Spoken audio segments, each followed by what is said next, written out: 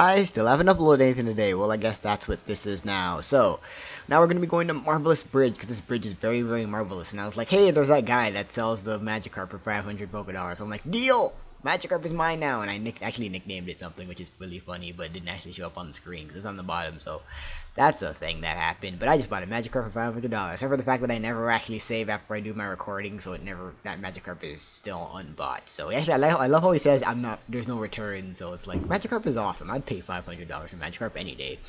So we got a UU battle here against AnthonysBakery, which is it's a pretty cool match. I use my favorite UU team that I still have, that's boss, and it's like rarely ever lost a match. So let's see how it does this time.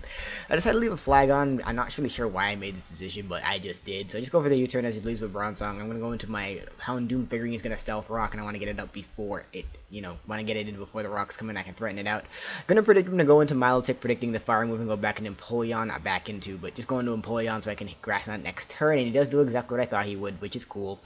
I know he's going to stay in here because I don't think most Empoleons don't really carry Grass Knot, so I'm just going to go for the Grass Knot. I know it'll be an easy to KO. He goes for the Ice Beam. I'm not sure why he did this, but either way, I do kill him with a crit. That crit obviously mattered in the sense that it would have been into a KO, but I don't really feel too bad for it. You'll see later. So he goes into his Bronzong as I just go into my Uxie, and he sets up Light Screen, which is fine. So I decide to U-turn, predicting his switch, I believe here. Oh no, I go for Stealth Rocks because I want them up, because they're Stealth Rocks. Why would you not want them up? And as he goes into Togekiss, so I decided to just stay in here and Light Screen so I can take more hits from it. I don't know if it's offensive or a flinch one. The flinch ones I've seen so much in UU lately. It's been crazy. And yes, it is a standard defensive flinching Togekiss, as he Thunder Waves me to prove that.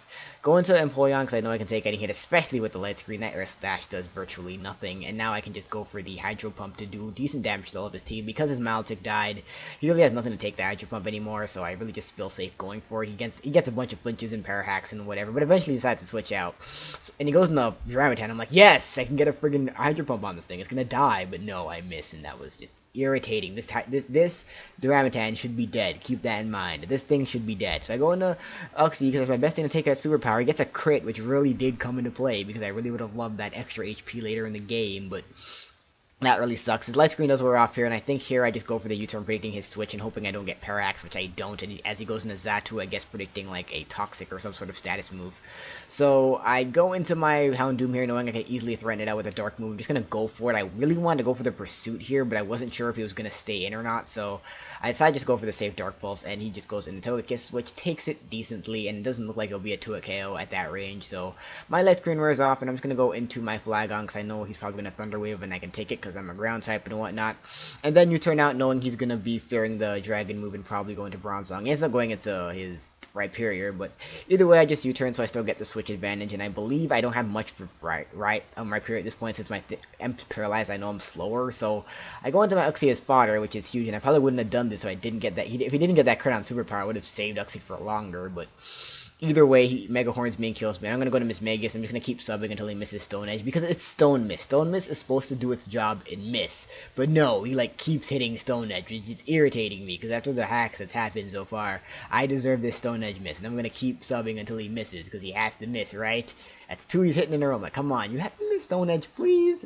Just do it for me. I deserve this miss. I don't have much luck in this game. I don't ask for much for you, game. Just give me the miss. And he does give me the miss, which is awesome. I know Hidden Power Fighting should be a 2 KO of this range. I'm going to go for it, hoping that it is, because I know after Solid Rock it won't do too much. It does look like it may be a 2 KO, but it's really, really iffy. It like really depends on max min.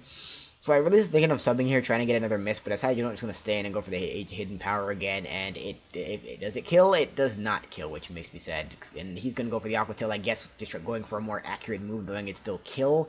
I'm going to take out my Miss Magus. I'm going to go into Clefable now, knowing I can easily revenge it with the Ice Beam. He goes into Xatu here. I'm not sure what he was predicting, but I guess some sort of status move, but what specifically what he's predicting there, I have no idea. Maybe Encore? I don't know.